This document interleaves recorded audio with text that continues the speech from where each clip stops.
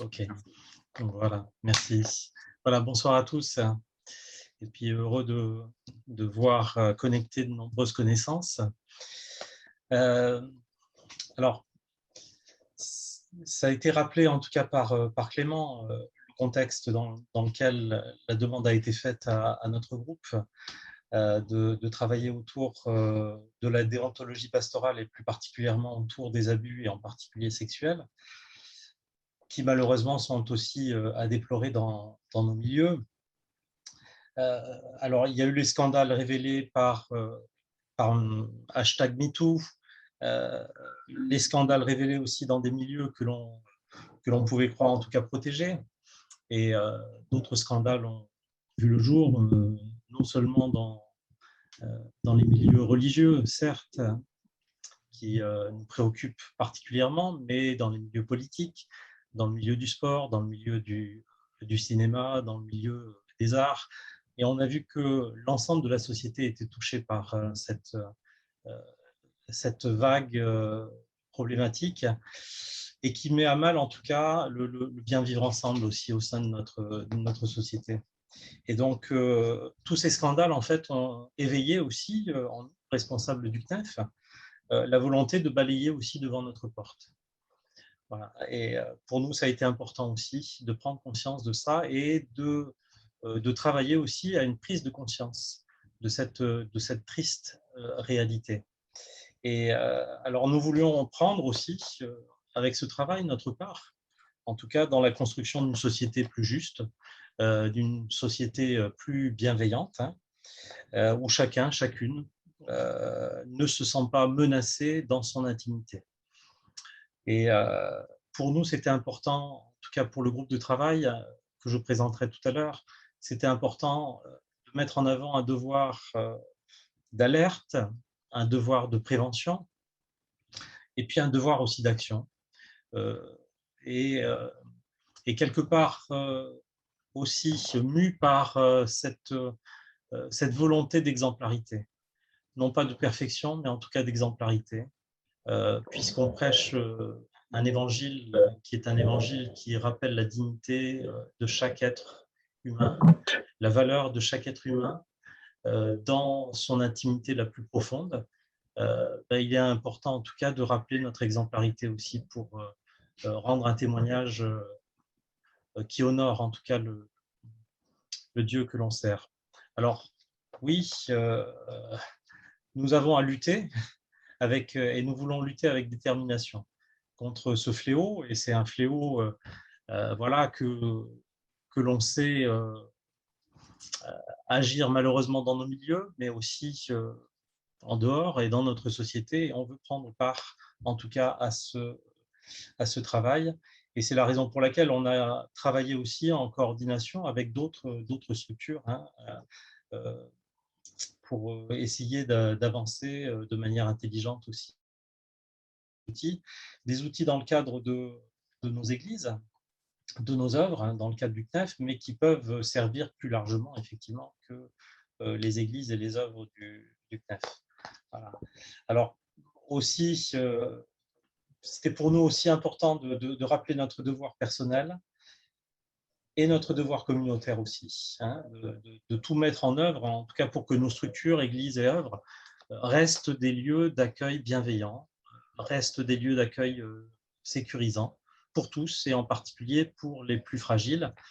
Et c'est de cette manière aussi qu'on a pu interroger nos disciplines individuelles et qu'avec les différents outils aussi qui vont être présentés ce soir, on va interroger nos disciplines individuelles, mais aussi nos disciplines d'église pour réagir de manière conséquente et anticipée. Et je rappelle l'importance, effectivement, pour nous aussi, et ça a été aussi pour nous un leitmotiv important dans notre groupe, l'importance d'être exemplaire dans notre service pour le Seigneur, en tant que pasteur, ancien, diacre, responsable d'enfants, jeunesse, responsable dans nos communautés. Et, on veut, à travers ces outils équipés, pour agir et accompagner aussi dans l'amour et la vérité.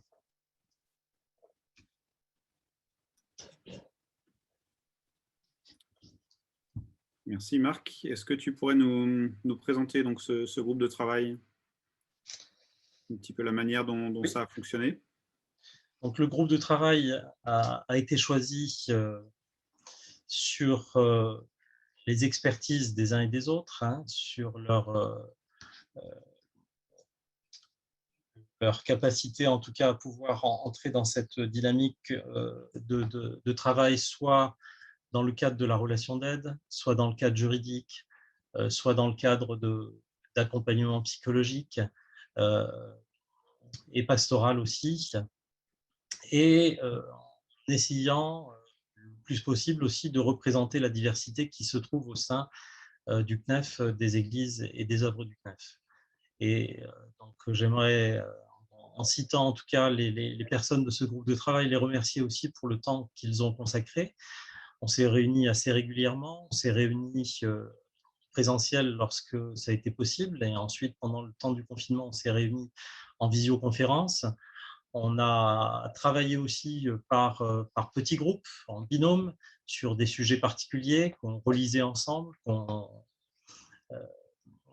essayait de travailler ensuite ensemble.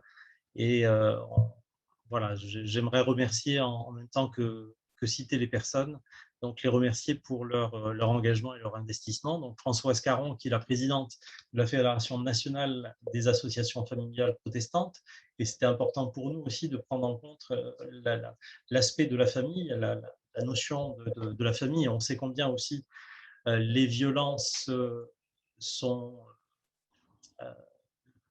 importantes dans le milieu familial, et avec ces violences aussi, les abus sexuels, malheureusement, aussi, avec les incestes. William Joutet, qui est pasteur de la Fédération des Églises du Plein Évangile, est beaucoup investi aussi dans le domaine de la relation d'aide. Nancy Lefebvre, qui prendra la parole tout à l'heure et qui est juriste du CNEF, et qui a apporté toute son expertise juridique sur ces questions. Gordon Margerie, pasteur de l'association des églises baptistes de langue française, qui lui aussi a été beaucoup impliqué dans le cadre de son union d'église et plus largement aussi dans l'accompagnement pastoral, la relation d'aide. Claire-Lise Meissner-Schmidt, qui est membre du RESAM, donc le RESAM qui est le réseau d'accompagnement des ministères, hein, et ainsi que Dominique Moureau. Et donc tous les deux aussi sont très impliqués dans l'accompagnement des personnes, l'accompagnement non seulement des ministères, mais l'accompagnement de toute personne aussi qui a besoin, dans le cadre de sa responsabilité au sein de l'Église, d'avoir une écoute et un accompagnement psychologique. Et donc Claire-Lise, qui est donc impliqué avec le RESAM, Dominique Moureau, qui est pasteur aussi des ADD, et Louis Schweitzer pour tout son apport au niveau éthique, hein, en tant que professeur d'éthique, en même temps que pasteur de la Fédération baptiste comme moi-même. Voilà, donc toute cette équipe, j'aimerais les remercier aussi pour tout le travail, l'investissement qu'ils ont pu donner. Voilà, et d'autres personnes aussi dont je parlerai tout à l'heure, notamment pour le service d'écoute qui continue là de travailler sur ces outils. Merci Marc, et on remercie aussi effectivement ces membres du groupe qui sont connectés avec nous ce soir.